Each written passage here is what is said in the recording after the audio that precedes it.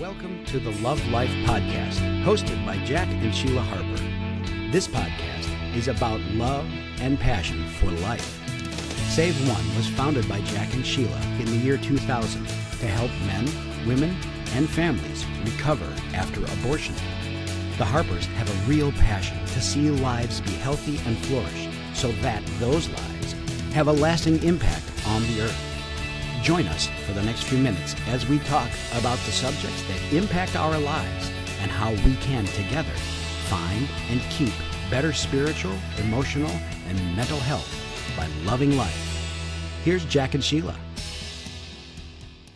Welcome and hello, Love Life listeners. Yes. What a great day it is to love life. We are so thrilled that you guys are listening and enjoying this content. I believe you're going to be happy you're here this month when you hear who is on our show today. I am so thrilled about it. This couple founded a nonprofit they call a faith-based factivist organization called the Radiance Foundation. Now, many of you are already going like, oh, it's them. And so I love that, factivist, that we all need to be factivists. We need more factivists. Right. What we're going to be talking about that, right? So welcome Ryan and Bethany Bomberger. Awesome to be with you guys. Yeah. We're so thrilled that you're here. Thank you for being with us. We love the Bombergers and what they stand for, because they have devoted their lives very powerfully to illuminating that every human life has value and a God-given purpose. I love that as part of your mission. Yes.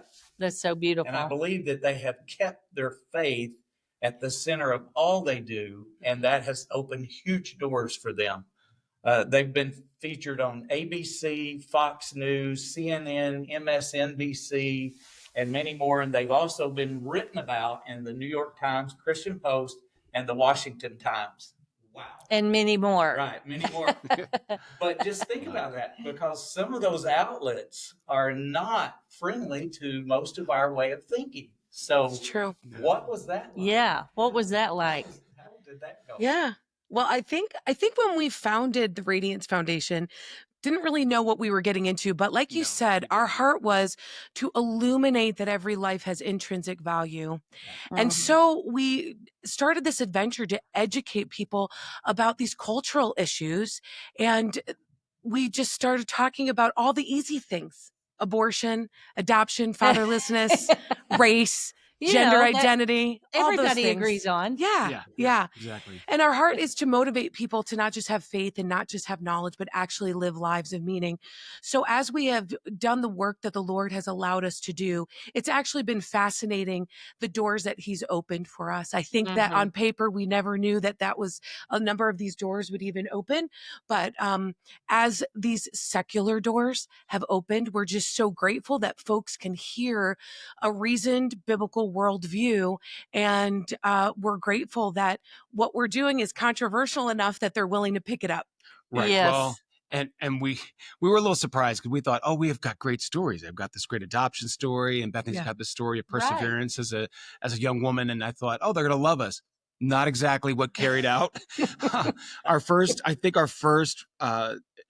foray into this was our TooManyAborted.com campaign, billboard campaign in Atlanta, 80 billboards that just highlighted the disproportionate impact of abortion in the Black community. And I mean, it was unbelievable. New York Times, USA Today, and we were being interviewed at the time by ABC News. And we found out really quickly how fake news can be. And they didn't care about our stories.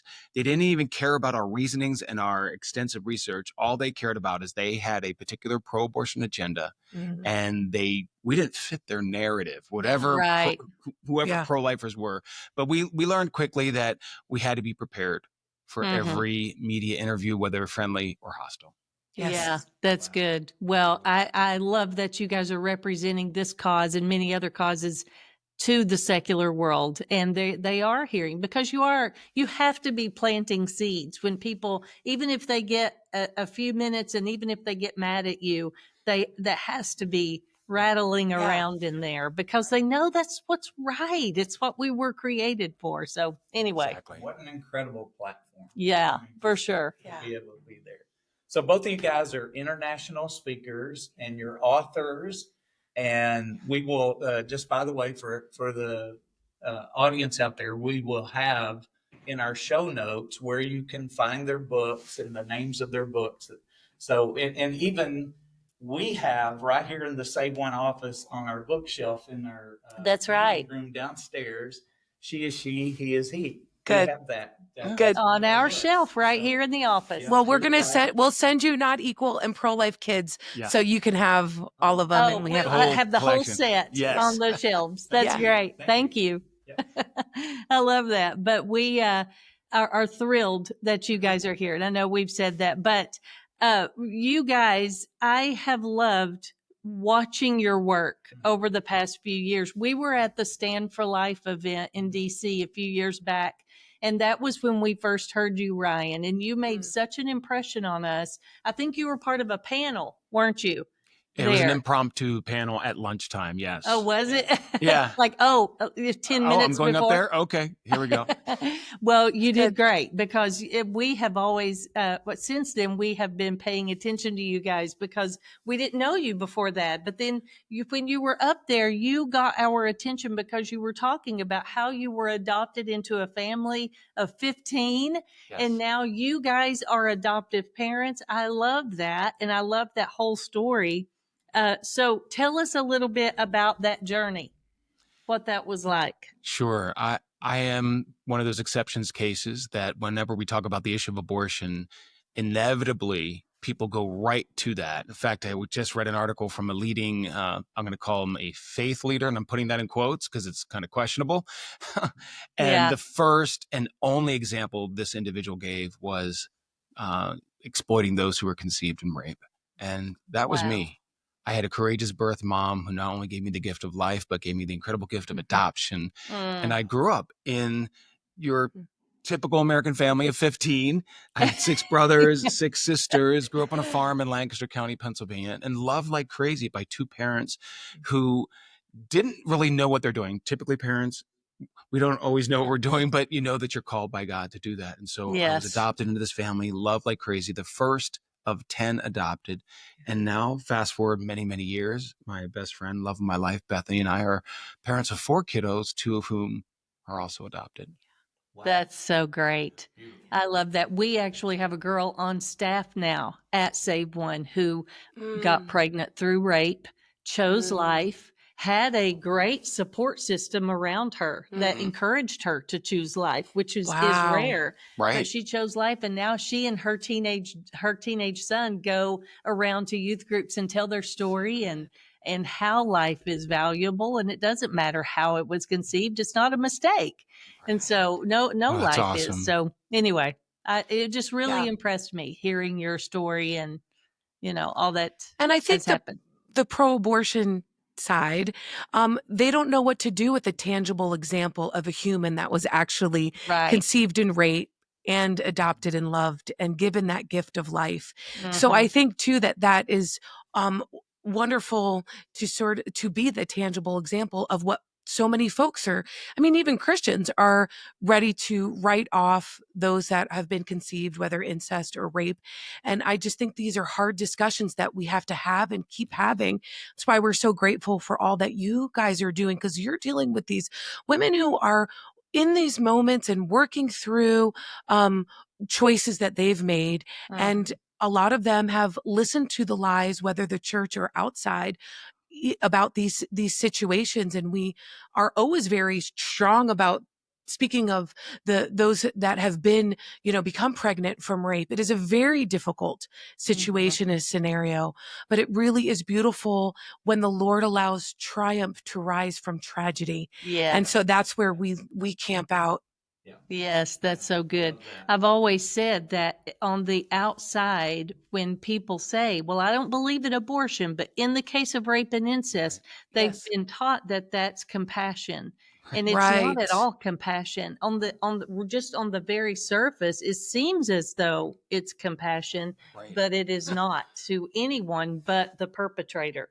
Right. And And so, Yeah. And statistically speaking, the majority of women who actually bring their pregnancy to term after a rape situation would agree that they have no regrets and they are grateful that there wasn't two traumatic incidences Right. in abortion. Right. That's good. Yeah. So tell us about the Radiance Foundation. What was the big this is what I've got to do moment for you guys, and then what you guys do and how you do it? Awesome. Well, the word radiance is really predicated on my personal story of transformation. I was the girl who grew up in church. I was a girl who was pro-life from a very young age. And then life in my teens and in my 20s just handed me some disappointments. And I went through a season of really just being emotionally numb and sort of stepping away from the Lord and making very selfish decisions. And I found myself in a relationship that was very abusive, emotionally abusive. Found my way out of that only to realize that I was actually pregnant. And I always tell Ryan, I think it's never lost on me that I actually had an ultrasound February 14th, all these 20 years ago. And Wow. while sitting by myself at that ultrasound tech with the ultrasound tech who turned the screen, and she says, "Hey, yeah, that little beating piece of rice," because it was the baby's heart, but it was so little. I was still at the beginning. Yeah, that's your child. And in that moment, I had a very defining moment. I really felt the presence of the Holy Spirit, and I felt that He took my heart and her heart and wrapped it all up in one. I Oh, went home that night and I said, "Father, I've got to be a really strong mother for this daughter of mine, for this child of mine." And I opened this old journal, and in the margin of the journal was Psalm 34, 4 and 5, which said, "I sought the Lord. He delivered me from all my fears. Those that look to Him will be radiant, yes. and their faces will never be covered with shame." So I Oh, I love named it. baby Radiance, because I just believed that her story would never be one of shame, but of purpose and of meeting. So fast forward, the Lord sent us Ryan, and he and I were married right before her second birthday. He's So the great. daddy that she's always known and been Yes. amazing. And I can't believe she's 20 now, and we can look back on the goodness of God. But when she was young, we started Ryan was a creative director and I was a teacher. And we began researching a little bit more, digging deep into what Ryan's birth mom could have chosen, like during in the years where the time that she was pregnant. And this led us to understanding so much about an abortion industry that is taking advantage of women, that is so well funded, that is really profiting off of women in a very crisis situation. We would stay up at night, sometimes till 3 o'clock, talking about this stuff. And then one day Ryan's like, "I don't know that I can really do commercials for banks anymore," because creative directors are kind of married to their clients. And so we started brainstorming, what would it look like if we returned to whether it's the church or the secular field and talked about some of these difficult things. And with her education, her background in education, did you mention that? Yes. 13 years. Okay. And 13 years. Yeah. I was teacher. creative directing for so long, we wanted to do something different, a little unconventional. And so that's when Radiance Foundation was born, named obviously after our beautiful older daughter, who, by the way, is a sophomore at Liberty University, studying to be a teacher like her mama. So What talk about university? What Liberty. university? Liberty. Oh, okay. That's awesome. Yes. So we launched this effort, not knowing anything about how to run a nonprofit, not knowing having no connections with pro-life, pro-liberty, pro-family organizations, but we knew that we were called by God. And so we launched this in order to illuminate, educate, and motivate, to be able to provide people the context to issues so that they could actually act responsibly. And so and compassionately. And so we launched Radiance Foundation. The first thing that we did was that billboard campaign in Atlanta. Because, why not start with two of the easiest topics possible, abortion and race? Right in the fire. Yeah, we did. We jumped right in. And when you jump in the fire with God, you're not going to get burned. So that's right. Although I'm not saying that there isn't any persecution, I'm not saying that there isn't any hardship, but we knew what we were called to do. And so we use Radiance as a means, the organization as a means to communicate God's truth in creative and uncompromising ways. And it's Yeah. been unbelievable, the different venues. I mean, many of them are friendly, some of them are hostile, from doing basically over 100 colleges, pregnancy centers, right to life groups, conferences, leading Capitol Hill briefings, and leading Supreme Court rallies. In fact, we have one coming up, the Supreme Court case against Planned Parenthood, Medina versus Planned Parenthood, where Wow. so God just keeps opening up doors through the work of Radiance Foundation, and we Yeah. love it. It's not easy. It's great when you're loved, but we didn't Right. do this Yeah. to be loved. We did this Yeah. to be obedient. But Yes. just like you guys, it's like when the Lord captures your heart and you understand that you have been called to influence people, as Yes. every human has been called to influence people. You realize that for every till we're old and gray, these things that we're passionate about, and we're passionate about them because God is passionate about them, we will forever be vocal. And he's so sweet because he says, look, if you're willing, I will open doors that That's you couldn't right. even imagine. That's So, right. So many times when we are called to deal with these tough subjects, it's born out of the mhm. darkest places of our lives. And Yes. when we think about how, I could have just stayed and wallowed in my Yes. pain and my shame, but it's like he pulls you out of it. And then when he does, he literally takes what the enemy meant for evil to take you out and Yeah. turns it to good to help other people. That's Yeah. why we're So so good. passionate about abortion recovery is from my own abortion experience. And I just refuse to allow my brothers and sisters to ever believe that someone has to die to fix a problem, that is ever the solution to a problem. And so I love that this whole thing, the Radiance Foundation, was born out of your own moment of Yes. what is it I'm going to do here? And he led you to that beautiful scripture, Radiance. And I remember when we were in DC Yes. last year or sometime, and Wendy Yeah. was speaking at your event. Wendy is Oh, a girl on yes. our staff who's good Oh, friends yeah. with Ryan and Bethany, but she was speaking there, and I met your Yeah. daughter, Radiance, and she is Yes. so beautiful. She Yes. truly is radiant. Yeah. She It is. is true. It's true.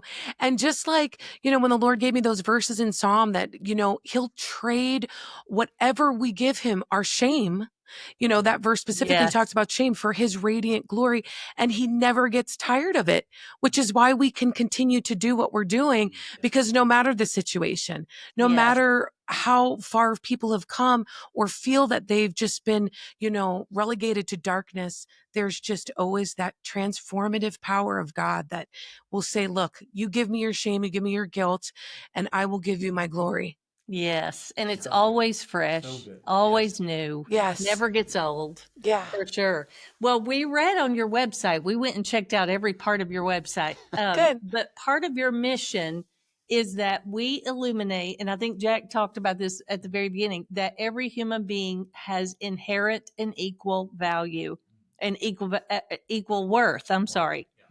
Many times at Save One, we have men and women who come to us who have literally been guilted into having an abortion from pro-abortion doctors who have even said to these moms and dads, you're a bad mom or a bad father. What kind of parents would bring a child into the world to suffer? And guilted them in, making them feel as though this is the right thing to do, the moral thing to do, to take the life of my child instead of allowing God to be God and sovereign over this beautiful life that has been created. So what do you guys say when we're fighting that uphill battle of making people think just because a test comes back and shows some kind of abnormality or the child may have, a special challenge or something like that? How do you continue to push this message or this very valuable message of this life has worth too, inherent value and worth, even though they may not, they may have some challenge. So what do you do about that? Well, life is challenging in all kinds of ways, whether Yes. you are conceived in what people perceive as normal circumstances or you're the normal, perfect, whatever. There's no such thing as that. But people have this Right. perception that, oh, wait, you're normal, you're abnormal. I grew up with siblings who have many different physical disabilities, Yeah. learning disabilities, and the mindset that somehow a human being is lesser than because of his or her perceived disability Yeah. is really heartbreaking, because quite honestly, I think the weakest among us teach us the most about ourselves. And as a society, we show our strength when we defend the weakest among us, not when we destroy the weakest among us. Right. And so in those situations where, and first of all, doctors are wrong all the time. I mean, That's there are true. times that people get wrong diagnosis. That's Yes. happened in our extended family. We've seen that over and over again. But even if they're not wrong, what they don't grasp, or what a lot of times people don't grasp, is that God gives us the ability to rise above in Yes. circumstances that we could never imagine or never would have foreseen. But that's actually what makes life so beautiful, because we can rise to the occasion. My parents did not think that they're going to have 13 children. I mean, they had 3 biological first, and they adopted 10 of us. But with each of my siblings, there were different circumstances. Some came from physical abuse and really hard backgrounds from a young age. But God can transform any situation. Philippians 4:13, one of my favorite verses. I can do all things through Christ who strengthens me. And Paul wasn't specifically talking about, can I have a child who has, maybe some sort of anomaly? But he said, I can do all Yes. things. So there is no qualification for that. And that's what we as Christians need to believe. And we need to speak that into the situations around us, Yes. particularly those who approach these things with so much fear. But Right. fear is not of God. So Yeah. as Christians, we need to dispel that by simply speaking the truth. God made us equal, not government. God made us equal. And that's That's why right. every human life is worth fighting for. That's really good. I love that. I love that you guys are spreading that message and educating people that they don't have to succumb to whatever the doctor says, that life is valuable, that life trumps Yes. that Yeah. regardless. And one of the things that I have said to people before too, not as eloquently as you guys, but I always tell them, what is it you're not going to regret? You want to look back on this and not have any regrets. Now, granted, what if the test is correct and your child only lives for 3 days after you give birth? Is this a story you're going to be proud to tell your grandkids, or Right. are you going to live a life of regret because you intervened? We just went through last year with a young couple who we felt like we were in a tug of war for this child's life, because the doctor was saying abort, abort, abort.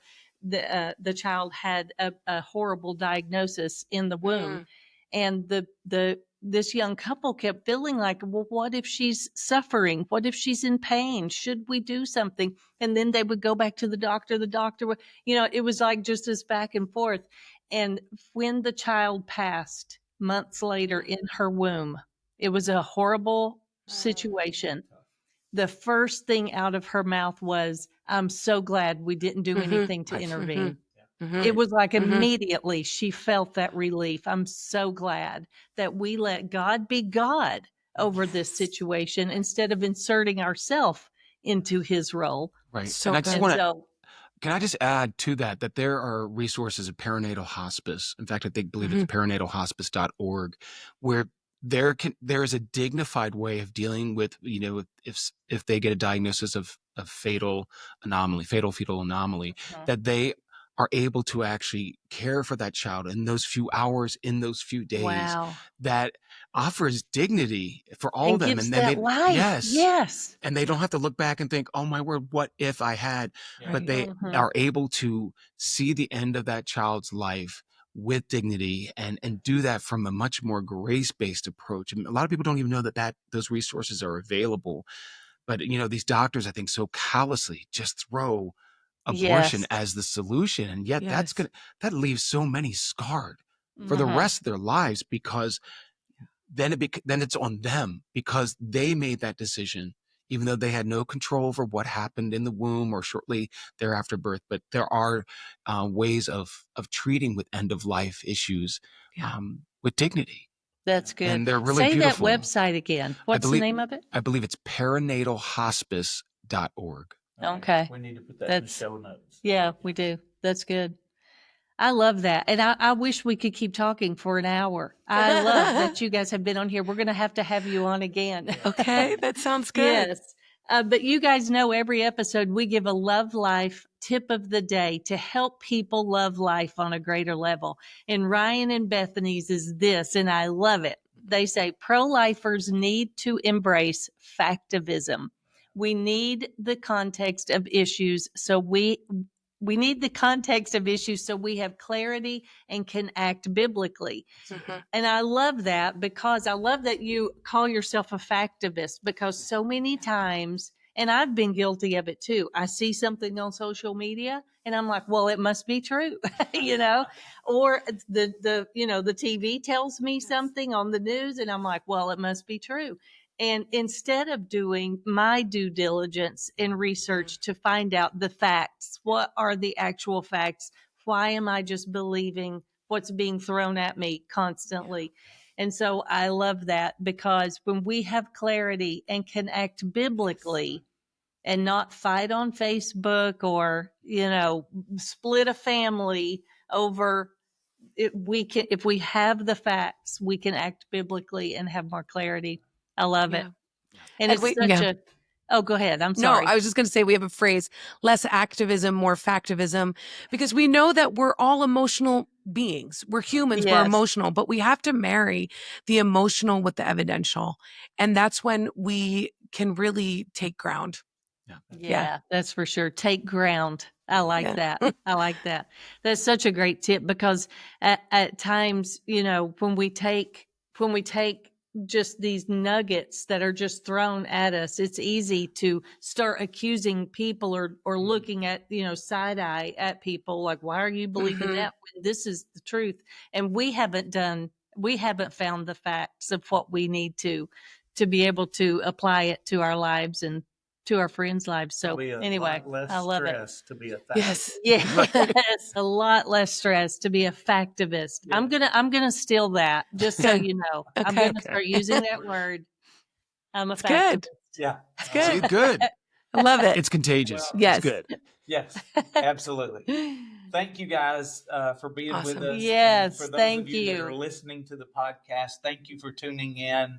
And if you're enjoying the podcast, please like, share, and comment and review it. We love your feedback. We want to know. Means the world to Yes, us. It does. And thank you so much, Ryan and Bethany, Yes. for being a part of today's show. Their contact info will be in the show notes. So if you want to just get in touch with them, order their books, or engage, you can do that.